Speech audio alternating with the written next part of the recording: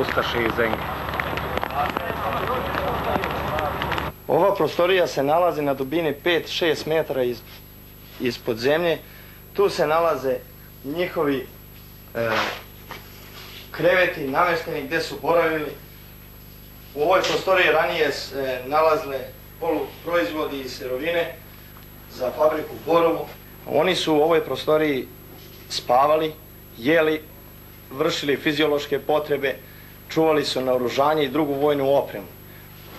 Radim sa psom Alenom koji je obučen za pronalaženje eksplozivnih naprava, eksploziva, mina.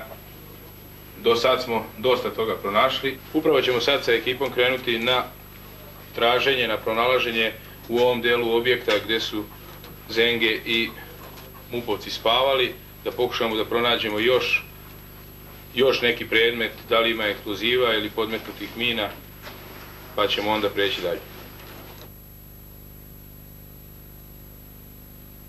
Pored raznoraznog oružja, rumunske, mađarske proizvodnje, američke proizvodnje, u ovoj kali smo našli jedan primjerak MGV, slovenačke proizvodnje kalibra 5.45. Sad smo zatekli u poslu, šta to radite? Evo pronalazimo oružje gdje su bili smešteni pripadnici takozvanog zbora Narodne garde, gdje su se preslačili u civilne odela, gdje su spavali i odatle su zadnjih dana pokušali tako presvučeni da se prebace u civilnim odelima, a ovdje su za sobom ostavljali oružje, municiju, opremu, odela.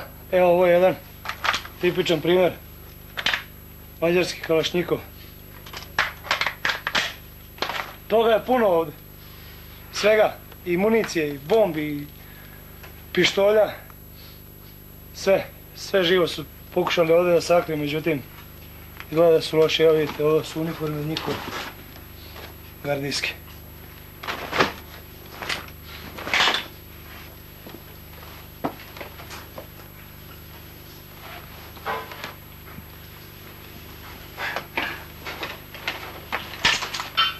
To je još jedan.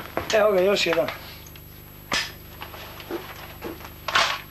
Ovo je rumunski, kalašnjikov. Koliko ste našli naoružanja ovdje do sada? Do sada nismo još stigli da izbrojimo sve, ali negdje preko 1000 cevi. Jučer je odnešeno 2 kamiona, danas će biti sigurno 4 kamiona. Je bilo i bombi i eksplozivnih sredstava? Bombi i eksplozivnih sredstava, naprava što su oni pravili, noževa, kama, boksera, palica, svega i svačega, ne mogu svega ni da se setim još, žileta, britvi, čak ima kama koje su i okrvavljene. Ovo ovdje im je bila bolnica.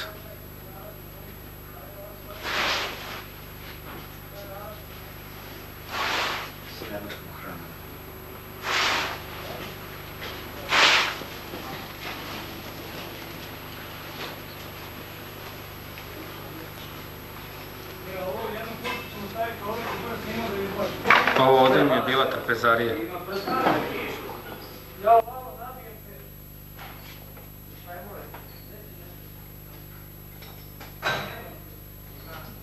Ovo su im boksovi gdje su oni spavali.